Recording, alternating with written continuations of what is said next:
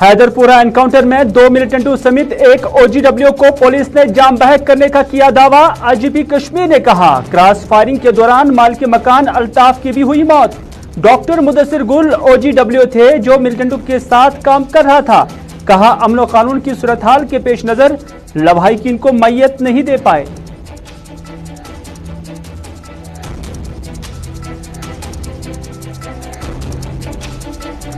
Doctor Mudassir गुल और मोहम्मद अल्ताफ के लवाहिकीन ने हैदरपुरा एनकाउंटर पर उठाए सवालात। कहा इंसाफ के साथ साथ मैयतें वापस दी जाए। उनके लगते जिगरों को न मिलिटेंटों से वाबस्तगी थी और न खुद मिलिटेंट थे। डॉक्टर मुदस्सिर एक कॉन्ट्रैक्टर थे जो कुछ दिन पहले ही घर आया था।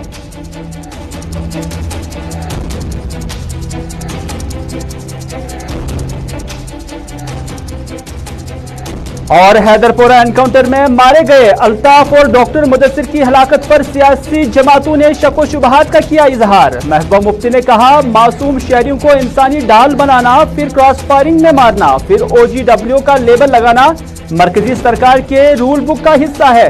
सज्जाद लोन और तारिगामी ने भी अदालती तहकीकात का किया मुतालिबा।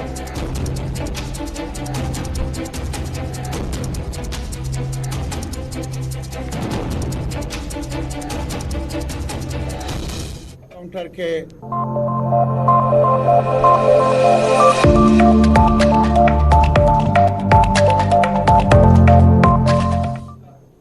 नाज़रीन आदाब, दोपहर के 4 बज चुके हैं। श्रीनगर के स्टूडियो से बराह रास्त स्पेशल रिपोर्ट लेकर मैं हूं आपका मेजबान मीर हिलाल हांजुरी आपकी खिदमत में हाजिर। आज भी मुख्तलिफ खबरें आया चाहती हैं, लेकिन सबसे पहले शुरुआत करते हैं हैदरपुरा बाईपास पर हुए कल शाम से जो एनकाउंटर हुआ और उसमें 4 लोग मारे गए। पुलिस का दावा है कि इन चारों में 2 मिलिटेंट थे। एक मिलिटेंटों के साथ काम करने वाला ओजीडब्ल्यू था और जो चौथा शख्स था जिसका नाम अल्ताफ बताया जा रहा है, पुलिस का दावा है कि वो मकान का मालिक था। तो इस तरह से इस एनकाउंटर के दौरान 4 लोग मारे गए हैं, जिसमें 2 मिलिटेंट हैं और एक की शनाख्त बताया जा रहा है कि वो गैर मुल्की है और दूसरे के बारे में बताया जा रहा है कि वो श्रीनगर का नहीं बल्कि बानिहाल का रहने वाला है। इसी तरह से तीसरे जो ओजीडब्ल्यू का ताल्लुक जो है वो श्रीनगर से ही बताया जा रहा है। डॉक्टर मुदस्सिर के नाम से उसकी शनाख्त हुई है और पुलिस का मानना है कि वो ओजीडब्ल्यू था। और इस तरह से कल शाम से ही जब ये एनकाउंटर चल रहा था और उसके बाद जब आज तफासिल पुलिस की जानब से दी गई तो उन तफासिल में पुलिस ने यही दावे किए हैं कि इन चारों में 3 कहीं ना कहीं मिलिटेंट सफ़ों के साथ शामिल थे और एक मालिक मकान क्रॉस फायरिंग के दौरान मारा गया। और इस तरह से आईजीपी कश्मीर ने इस हवाले से एक प्रेस कॉन्फ्रेंस भी दी है और उस प्रेस कॉन्फ्रेंस के दौरान उन्होंने ये भी दावा किया कि जो 2 मिलिटेंट थे उनकी तलाश काफ़ी वक्त से पुलिस को थी और कल ही उनकी मौजूदगी के हवाले से जब पुलिस को इत्तला मिली तो उन्होंने फौरन उस इलाके को मुहासरे में लिया और उसके बाद यहाँ पर कार्रवाई की। उन्होंने कहा कि कार्रवाई के दौरान मिलिटेंटों की जानिब से फायरिंग की गई, जिसके जवाब में फिर यहाँ एनकाउंटर हुआ और एनकाउंटर के दौरान ये हलाकतें हुई हैं। और इस दौरान जो डॉक्टर मुदस्सिर जिसका ताल्लुक श्रीनगर के रावलपुरा से बताया जा रहा है, जो पेशे से एक डॉक्टर है लेकिन अभी एक कॉन्ट्रैक्टर भी थे, ये आईजीपी कश्मीर का मानना है। और उनका कहना है कि वो यहाँ पर एक गैर कानूनी अनऑथराइज्ड कॉल सेंटर भी चला रहे थे और उनका कहना है कि उन्हीं के उस सेंटर से कुछ मवाद भी हासिल किया गया है, कुछ कंप्यूटर्स और कुछ फ़ोन भी यहाँ पर हासिल किए गए हैं। यह आईजीपी कश्मीर विजय कुमार ने आज प्रेस कॉन्फ्रेंस के दौरान दावा किया। आईजीपी कश्मीर ने उन बातों को भी, उन अफवाहों को भी या उन खबरों को भी अफवाह करार दिया जिसमें लवाहिकीन ने डॉक्टर मुदस्सिर की लवाहिकीन और उसके साथ साथ जो अल्ताफ है जो मालिक मकान है उससे मुतलिक जो खदशात पाए गए हैं उन पर उन्होंने कहा कि ये अफवाहें हैं। ये आईजीपी कश्मीर कह रहे हैं और उनका मानना है कि जो डॉक्टर मुदस्सिर है वो कोई आम शहरी नहीं था बल्कि वो ओजीडब्ल्यू के तौर पर काम कर रहा था और मुकम्मल तफासिल उन्होंने दी है। आईजीपी कश्मीर ने क्या कुछ कहा है उन्हीं की जुबानी सुनते हैं।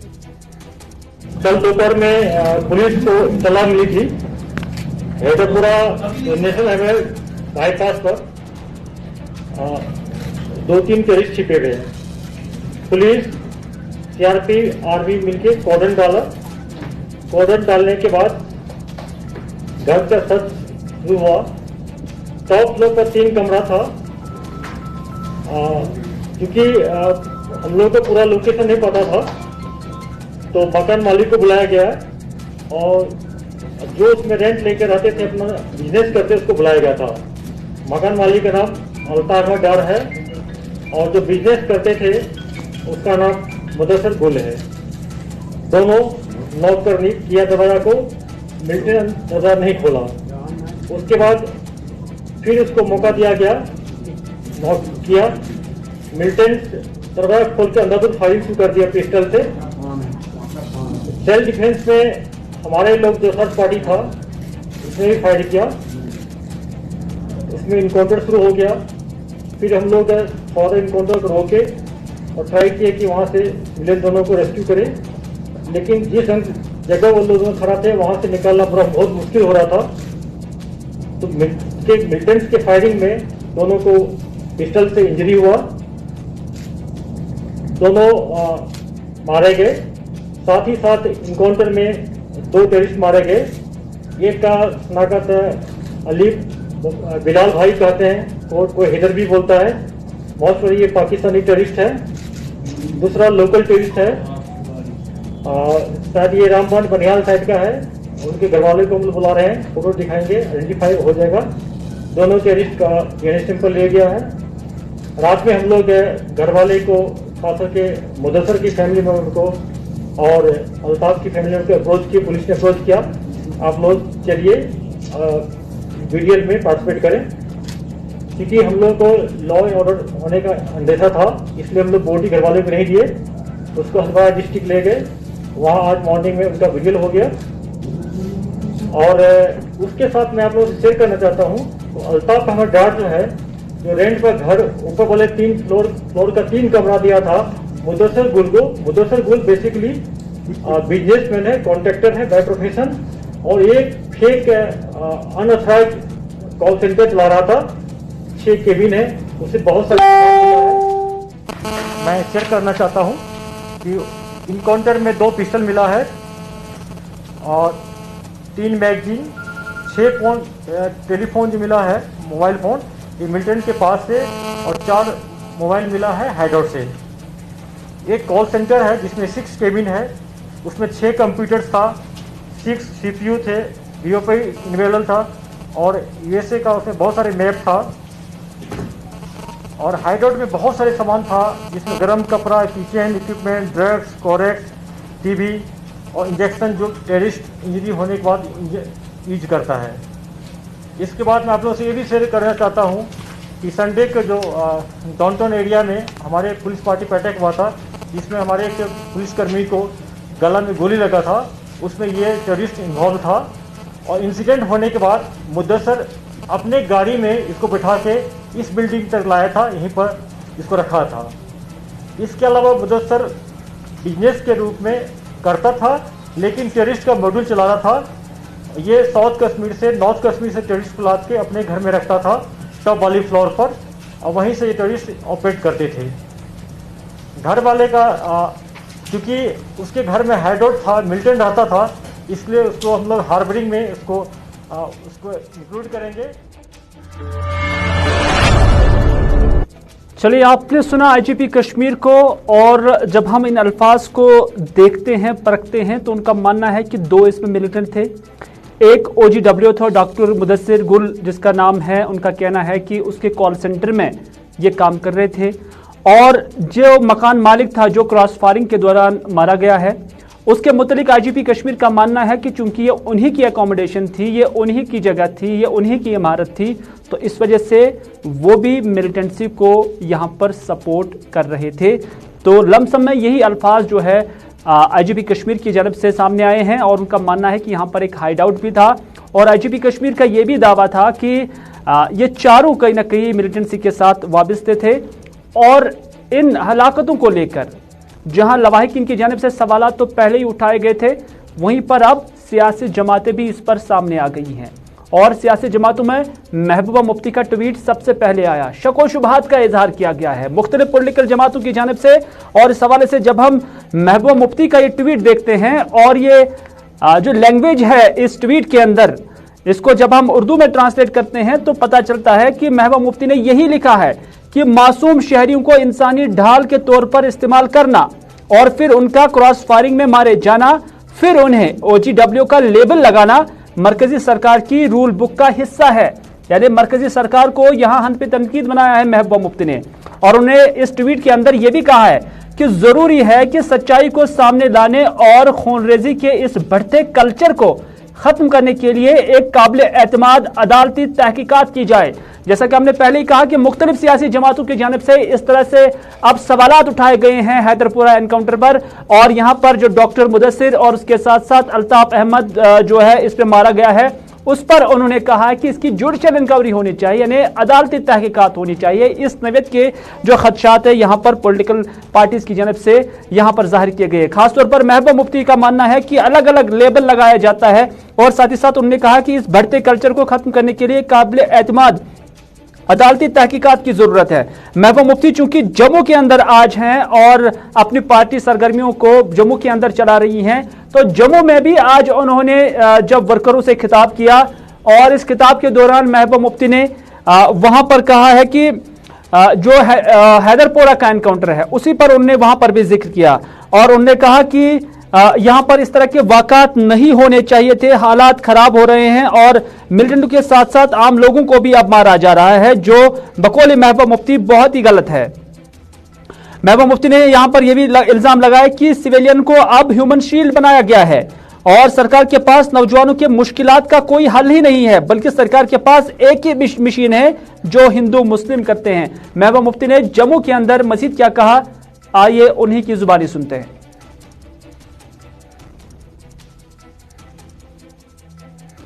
मैं आपको बताना चाहती हूँ, अभी यंग है, लोग हैं, जवान हो आप, एनकाउंटर हुआ, मिलिटेंट मारे गए, हम समझते हैं, मगर मिलिटेंट के साथ साथ जो वहाँ इल्जाम लगा है कि जो घर का रहने वाला था, जो घर वाला था, उसको शील्ड बना के लेके गए, ये उसके घर वाले कहते हैं, वो भी मर गया, और एक जवान डॉक्टर आपकी तरह बिल्कुल यंग मुदस्सिर नाम का डॉक्टर, वो भी मारा गया। कि मिलिटेंटों के साथ लड़ते लड़ते आपने आम लोगों को भी गोली का निशाना बनाना शुरू कर दिया है। इसलिए आप जो यंग हो, जो यूथ हो, आपको होशियार होना पड़ेगा, इसके लिए आपको जागना पड़ेगा। आपको ये हिंदू मुस्लिम की लड़ाई में नहीं आना है, आपने इनसे हिसाब मांगना है। अगर यहाँ पावर प्रोजेक्ट है तो यहाँ के कितने लोगों को नौकरी मिल रही है उसमें, अगर यहाँ फैक्ट्रीज लगाई गई है तो यहाँ के लोगों को कितनी नौकरी मिलती है, अगर 370 खत्म किया उसके बाद जो नौकरियां हैं उसमें बाहर के लोगों को कितनी मिली, यहाँ के लोगों को कितनी मिली। आज हरियाणा सरकार ने कुछ दिन पहले ऑर्डर निकाला कि जितनी भी नौकरियां वहाँ सरकारी हैं 75% वहाँ के लोगों को मिलेंगी।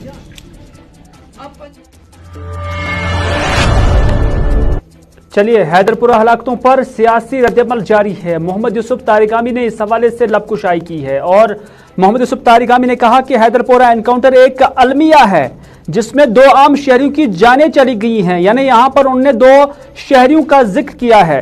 और तारिगामी ने यह भी कहा कि हम एक दर्दनाक दौर से गुजर रहे हैं। हैदरपुरा एनकाउंटर पर अब क्या क्या कहानियां बनेंगी, क्या तावीलात होंगी सरकार की तरफ से, लेकिन उनके लवाहिकीन यही कह रहे हैं, यही फरियाद लगा रहे हैं कि दोनों का ताल्लुक ना ही किसी गैर कानूनी अमल में था और ना ही वाबस्तगी किसी गैर कानूनी ऑर्गेनाइजेशन के साथ था, यानी वो मिलिटेंट नहीं थे। तारिगामी का मानना है कि कानून की इस कदर वायलेशन से हालात कभी ठीक नहीं होंगे और ना ही हो रहे हैं, इसलिए इस मामले की अदालती तहकीकात की जाए और लवाहिकीन को लाशें वापस दी जाए। तारिगामी क्या कहते हैं, आइए आप तक पहुंचाते हैं। एक और अलमिया कल शाम को ही हैदरपोरा में एनकाउंटर के वक्त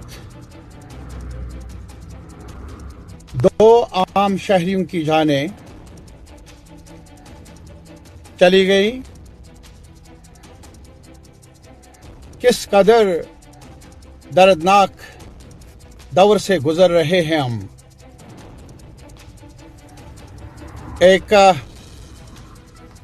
घर वाला वो 2 दिन पहले ही बाहर से आया था बच्चों से मिलने के लिए, और दूसरा डॉक्टर किराए पर था। अब क्या कहानी बनेगी, क्या तावीलात होंगी सरकार की तरफ से, लेकिन उनके लवाहिकीन बार बार यही फरियाद कर रहे हैं कि ये दोनों मासूम हैं। दोनों का ताल्लुक नहीं है किसी भी अनलॉफुल ऑर्गेनाइजेशन के साथ। हमारा मानना है कि कानून की इस कदर वायलेशन करके अमन कायम हो नहीं सकता। तो इसीलिए हमारा मुतालबा है, जोरदार मुतालबा है कि बगैर किसी लातलाल के पर्दादारी चलेगी नहीं, जुडिशल इंक्वायरी की जाए और उनको, उनके लवाहिकीन को उनकी लाशें सुपर्द। चलो नाज़रीन, अगली खबर में हम बात करते हैं सज्जाद गनी लोन की, क्योंकि उन्होंने भी इसी मामले को लेकर ट्वीट किया है। और सज्जाद गनी लोन का जो ट्वीट है उसमें वो यही कहते हैं कि हैदरपोरा एनकाउंटर में मुतज़ाद दावों के दरमियान हम कम अज कम इसकी शफाफ वजाहत के मुस्तहिक हैं, यानी इसकी तहकीकात होनी चाहिए। ये सज्जाद गनी लोन जो कि पीपल्स कॉन्फ्रेंस के चेयरमैन है, उनकी जानिब से ट्वीट आया है और उन्होंने कहा कि ऐसा वाक़ा न पहली बार हुआ है और न ये आखिरी होगा। लेफ्टिनेंट गवर्नर मनोज सिन्हा को यहां टैग करते हुए उन्होंने कहा कि लेफ्टिनेंट गवर्नर मनोज सिन्हा जी, आपके लिए ये दावा करने का बहुत ही बड़ा मौका है कि इंसानी जानें अहमियत रखती हैं, इसकी तरफ आपकी तवज्जो होनी चाहिए। ये सज्जाद गनी लोन का ट्वीट जिसमें उन्होंने मनोज सिन्हा को टैग करके ये बात कही है कि इसकी तहकीकात होनी चाहिए। जो हैदरपुरा के अंदर मिलिटेंटों के साथ साथ शहरी मारे गए हैं, हालांकि पुलिस का अलहदा दावा है, तो इसमें उन्होंने कहा कि इसकी शफाफियत होनी चाहिए और इसकी तहकीकात होनी चाहिए, जो एक हर किसी इंडिविजुअल का हक है। न सिर्फ सज्जाद गनी लोन बल्कि जुनैद अजीम मत्तू का भी ट्वीट आया है, जो कि श्रीनगर म्युनिसिपल कॉर्पोरेशन के मेयर भी हैं और अपनी पार्टी से इनका ताल्लुक है। उन्होंने कहा कि हैदरपोरा एनकाउंटर, यानी जुनैद अजीम मत्तू का जो ट्वीट आया उसमें उन्होंने कहा कि हैदरपोरा एनकाउंटर पर संगीन से संगीन इल्जामात सामने आ रहे हैं। मुअज़्ज़ज़ लेफ्टिनेंट गवर्नर साहब से दरख्वास्त करते हैं कि इस एनकाउंटर की सच्चाई का पता लगाने के लिए गैर जानिबदाराना और टाइम बाउंड जांच का हुक्म दें। उम्मीद है कि सच्चाई गालिब आ जाएगी।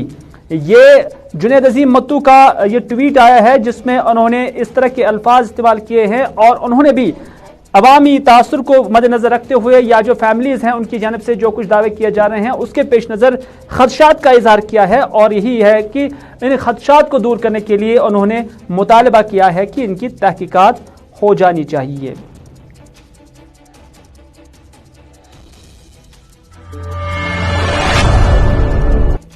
चलिए अगली खबर में हम बात करते हैं डीपी पांडे की, जो कि फौज के एक आला ऑफिसर है। उनकी जानिब से भी अब स्टेटमेंट आ चुका है। उन्होंने हैदरपुरा एनकाउंटर को मिसाल के तौर पर यहां पर पेश किया और उसके बाद कहा कि जो व्हाइट कॉलर टेररिज्म है, ये अल्फाज डीपी पांडे के हैं कि इन चीज़ों को बर्दाश्त नहीं किया जाना चाहिए और सोसाइटी में रहने वाले लोगों को भी इस हवाले से बाखबर रहना चाहिए।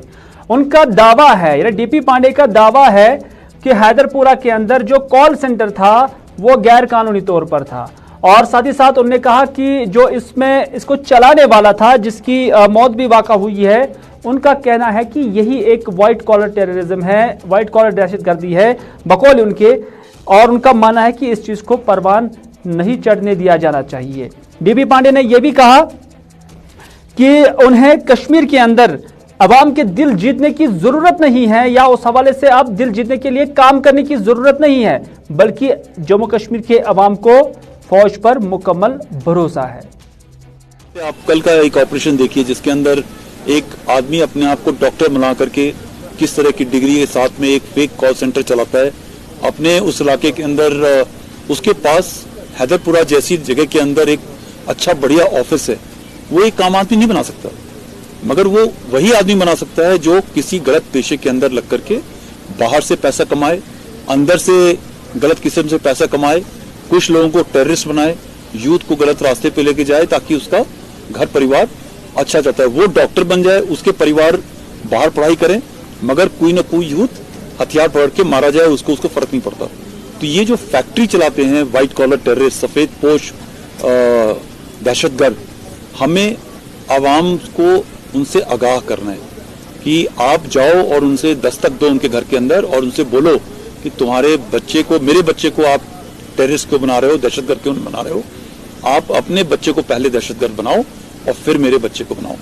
जब तक ये नफरी कम नहीं हो जाएगी, जब तक हमारे लोग जागरूक होकर के उनसे ये सवाल नहीं। चलिए अगली खबर में जम्मू का रुख करते हैं, क्योंकि जम्मू के अंदर आज भारतीय जनता पार्टी की जो वर्किंग बॉडी थी उसकी मीटिंग थी और इस मीटिंग के दौरान यहां पर पार्टी के सीनियर लीडरान थे और जो कोर ग्रुप के मेंबरान थे वो भी यहां पर मौजूद थे। और इस दौरान तरुण चुग ने, जो कि बीजेपी के सीनियर लीडर हैं, उनकी जानिब से बयान आया और इस बयान में उन्होंने कहा कि महबूबा मुफ्ती हो या डॉक्टर फारूक अब्दुल्ला हो, वो पाकिस्तान और चाइना के गीत गाते हैं और चाइना के साथ बात करने की बात करते हैं। उन्होंने कहा कि गांधी समेत तीनों खानदान 70 साल का हिसाब दे, हम न पाकिस्तान से और न चाइना से बल्कि जम्मू कश्मीर के लोगों के साथ बात करेंगे। तरुण चुग ने अपने इंटरव्यू में यहां बात करते हुए मीडिया के नुमाइंदों के साथ बात करते हुए कहा कि तीनों खानदानों को, गांधी खानदान, अब्दुल्ला खानदान और मुफ्ती खानदान को हिसाब दे देना चाहिए। लेकिन अब लोग ये भी पूछ रहे हैं कि साल 2014 से बीजेपी भी सरकार में है, तो फिर ये हिसाब कौन लेगा? जब बीजेपी 2014 से ही सरकार में है तो फिर हिसाब लेने वाले कहां से आएंगे? इस तरह के सवालात यहां आज भी पूछे गए। मुफ्ती जी कहती हैं पाकिस्तान से बात करो, फारूक अब्दुल्ला साहब कहते हैं चीन से बात करो, भारतीय जनता पार्टी कहती कि जम्मू कश्मीर की जनता से बात करेंगे, जम्मू कश्मीर के नौजवानों से बात करेंगे, जम्मू कश्मीर के नौजवानों को सपनों को पूरा करेंगे।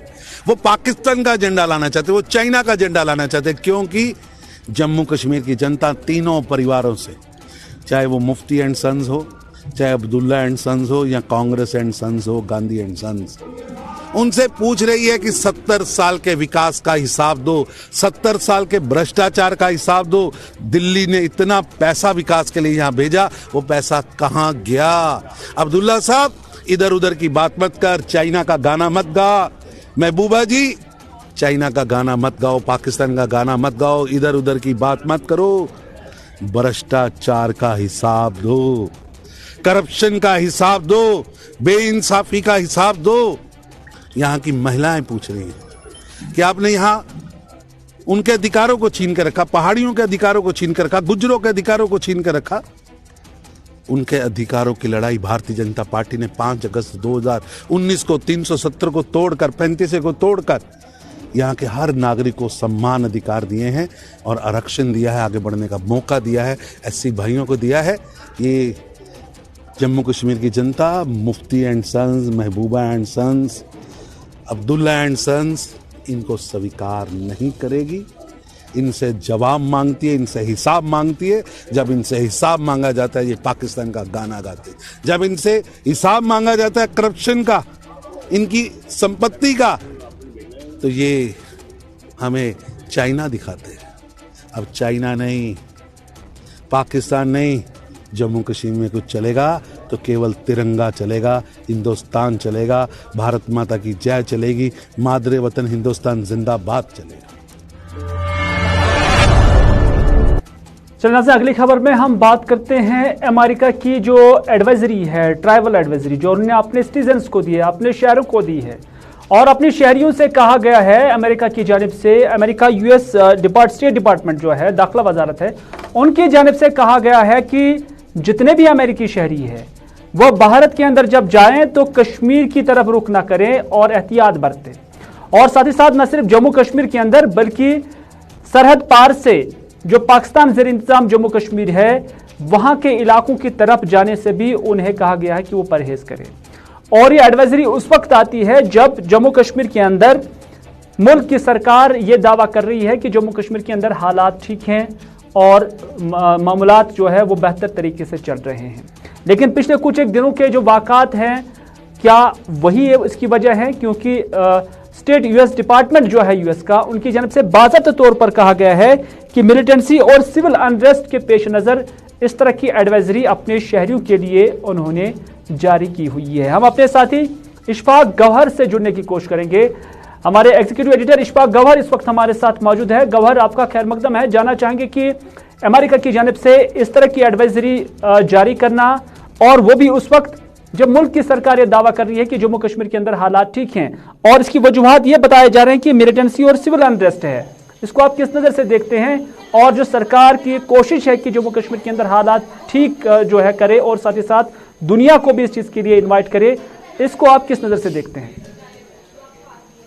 देखिए हिलाल, अगर यूएस डिपार्टमेंट की इस खबर को हम विस्तार में देखें, बड़े कैनवस पर देखें, तो ये पहला मौका नहीं है जब अमेरिका के स्टेट डिपार्टमेंट की तरफ से इस तरीके की एडवाइजरी, ट्रैवल एडवाइजरी अपने शहरियों के लिए दी गई हो। माजी में जब हुकूमतें हुआ करती थी हमारे पास जम्मू कश्मीर, अर्थवाइल स्टेट जम्मू कश्मीर के अंदर, तो उस वक्त भी इस तरीके की एडवाइजरियाँ आई और मुझे याद है कि उमर अब्दुल्ला ने बहस चीफ मिनिस्टर इस पर बरहमी का इजहार किया था। उसके बाद महबूबा मुफ्ती का टेन्योर आया तो इसी तरीके से जर्मनी से एडवाइजरी आई कि नहीं जाना चाहिए, फ्रांस की तरफ से एडवाइजरी आई। दरअसल ये एडवाइजरियां तब जारी होती हैं जब ग्राउंड जीरो पर एसेस किया जाता है अपने मुल्क की तरफ से, जो उनके पास इनपुट्स आते हैं, जो हाई कमीशन वहां पर इनपुट्स देते हैं, वो उनका इनपुट बनाते हुए ये एडवाइजरी जारी करते हैं। लेकिन इस बार जो एडवाइजरी है ये आर पार है, यानी पाकिस्तान जिस इलाके जम्मू कश्मीर पर है वहां से के लिए भी एडवाइजरी है, फाटा के इलाके लिए एडवाइजरी है जो फ्रंटियर प्रोविंस पाकिस्तान के हैं, और जम्मू कश्मीर के सरहदी इलाकों के लिए यह है कि जनाब कशीदगी बहुत ज्यादा बढ़ सकती है, सिविल अनरेस्ट हो सकता है, जिसमें फिर जाना सही नहीं है। दो एडवाइजरियां हम देखते हैं, एक होती है सीवियर एडवाइजरी जिसमें स्ट्रिक्टली मना किया जाता है स्टेट गवर्नमेंट की तरफ से कि आप नहीं जा सकते हैं। दूसरी एडवाइजरी होती है अगर आप जा रहे हैं तो आप लूप इन रहेंगे जी, आप इन टच इन रहेंगे सरकार के साथ, यानी यूएस एडमिनिस्ट्रेशन के साथ, एम्बेसियों के साथ, और वो बसूरत मुश्किल अगर कहीं पर पड़े तो आपको वहां से निकाल सकते हैं। तो ये वो वाली है कि अगर जाना चाहते हैं लेकिन राब्ते में रहिए। अब सिर्फ जम्मू कश्मीर ही नहीं है आर पार, बल्कि बंगाल के लिए है और दो और स्टेट्स के लिए भी इस तरीके की एडवाइजरियां हैं, क्योंकि वो सारी सरहदी पट्टी वाले इलाके हैं जहां पर कहीं पर चीन का ज्यादा असर देखने को मिलता है सरहद पर, कहीं पर पाकिस्तान का असर देखने को मिलता है। दरअसल वो सारी थ्रेट्स को एनालाइज करने के बाद यूएस स्टेट डिपार्टमेंट की तरफ से ये बयान जो है वो जारी किया गया है। जो हालिया हलाकतें हुई हैं कश्मीर के अंदर, या जितने भी वाक़ात हम देख रहे हैं कि आए रोज हो रहे हैं, हर हफ्ते हो रहे हैं, तो क्या ये भी वजूहात बन सकते हैं इस तरह की एडवाइजरी के लिए, या हालात को जांचने के लिए, परखने के लिए? देखिए एडवाइजरी जो क्लियरली मैंने यूएस एम्बेसी पर देखी है वो सरहद के पास जाने की, एलओसी और एलएसी के 5 किलोमीटर के दायरे में आप ना जाएं, अवॉइड कीजिए, क्योंकि फौजी कन्फ्रंटेशन ज्यादा है। वो बिल्कुल सही भी है, एक तरफ से पाकिस्तानी है, एक तरफ से भारत फौज है, तो कुछ भी हो सकता है जैसे हम देखते हैं कभी भी। एक तो वो है। जहां तक सिविल अनरेस्ट की बात करें, ये इसका जिक्र है, लेकिन शहर के अंदर आप नहीं जाएंगे ये लफ्ज उसमें नहीं है। जरूर सिविल अनरेस्ट का नाम उसमें दिया गया है, लेकिन सबसे ज्यादा थ्रस्ट जो है वो सरहदों के हवाले से दिया गया है। और दोनों मुल्क जिस तरीके से इस वक्त आमने सामने है, बयानबाजियां काफी ज्यादा तेज हो रही है, मिलिट्री एस्टैब्लिशमेंट्स काफी तेजी के साथ अपने अपने इक्विपमेंट्स, गैजेट्स और मैन एंड मशीनरी को आगे कर रहे हैं, तो उसको देखते हुए शायद ये मामला जो है वो सामने रखा होगा यूएस स्टेट डिपार्टमेंट की तरफ से, और ये एडवाइजरी जो है वो जारी की। चलिए गौहर, बहुत बहुत शुक्रिया पूरी जानकारी देने के लिए। और यूएस डिपार्टमेंट की, जस्टिस डिपार्टमेंट की जानिब से जो ये एडवाइजरी अपने शहरों के लिए दी गई है, जैसा कि गौहर भी बता रहे थे कि ये ज्यादातर जो सरहदी एरिया है वहां के लिए है, क्योंकि दोनों फौजें आपस में वहां पर हैं। लेकिन हम ये भी देख रहे हैं कि काफी वक्त से इन बॉर्डर्स पर खामोशी है, और खामोशी के साथ साथ सीज फायर भी है। तो क्या इसके बावजूद इस तरह की एडवाइजरी जारी होना किस तरह के संकेत देता है, किस तरह के इशारे देता है, यह आने वाले वक्त में ही पता चल सकता है। इसी के साथ दीजिए आज का ये स्पेशल रिपोर्ट यहीं पर इख्तिताम करने की इजाजत, इस वादे के साथ कि अगर जिंदगी रही तो आपसे फिर होगी मुलाकात। तब तक के लिए खुदा हाफिज, फी अमान अल्लाह।